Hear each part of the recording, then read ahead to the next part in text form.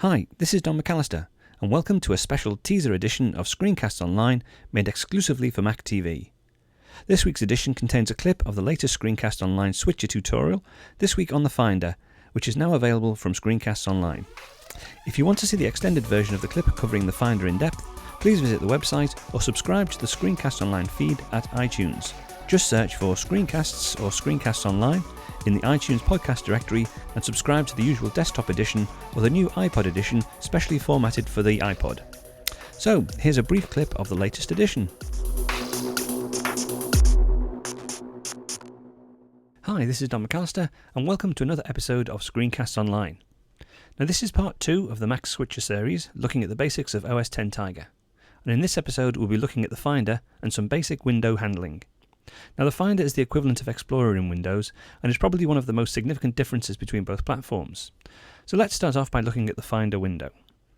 Now one of the immediate differences is that unlike a Windows application, the menu bar for Mac applications are actually locked to the top of the screen. They're not actually attached to the floating window. You'll see at the top here we have the Finder menu bar, and if I switch to another application, for instance if I load up TextEdit, you'll now see that the menu bar has changed to the TextEdit. And this is common for all Mac applications. Now while we're on the menu bar, let's have a look at the blue icon in the top left hand corner. This is actually the Apple system icon, and it remains static dependent on, or rather independent of any application that you have loaded. If we just click on it, let's see what options we have. We have an option to have a look at the configuration of your Mac, so if you just click on that you'll get a brief description of your Mac, but you can actually drill in and get more information. You've also got a software update, which you can run to check on any new software that's available from Apple. You have an entry which will take you straight to the Mac OS X software page on the Apple website. And then you have some system preferences. So the standard system preferences pane, the dock preferences, location, which is really only you need to worry about if you have a laptop. You can actually specify separate locations of where you actually are.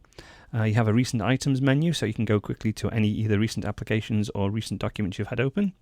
You have a force quit option. Now, despite what most people say, you do actually get locked applications within the Mac. They're very infrequent, but when you do, you can use the force quit to actually quit out of any hung applications.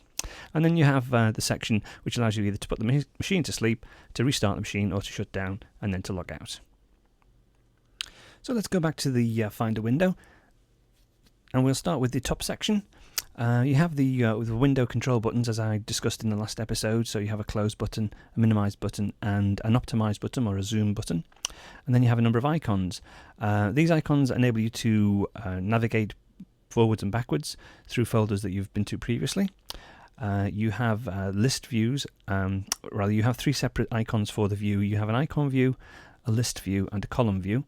And just to show you that, if we go to the home directory, so there you have the icon view, you have a list view, and you have a column view, and we'll go into them in a bit more detail a little bit later on.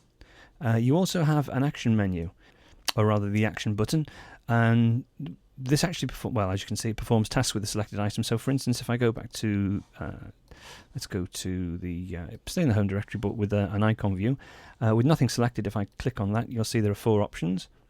Or 5 including the view options at the bottom.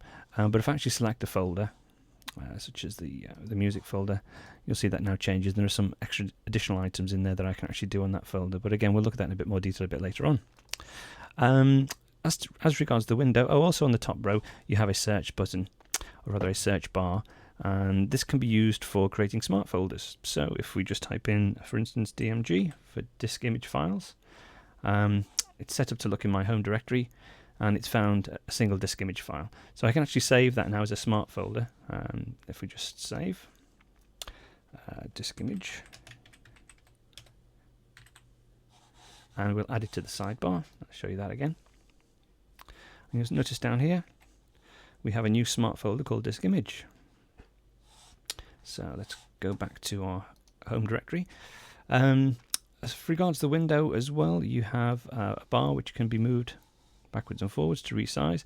Another thing about Mac applications is, unlike Windows, you can't actually resize them from either side as you can with the Windows application. You have to use this area down here at the bottom, If you just click on that and drag, you can resize the window. I hope you enjoyed that edited version. The full version is available for free download from the Screencasts Online website. Also, you might want to subscribe to the feed for a special announcement regarding a new addition to the Screencasts Online service. This announcement should be made in the next few days, and once subscribed to the feed, you'll get a video update describing the new service automatically.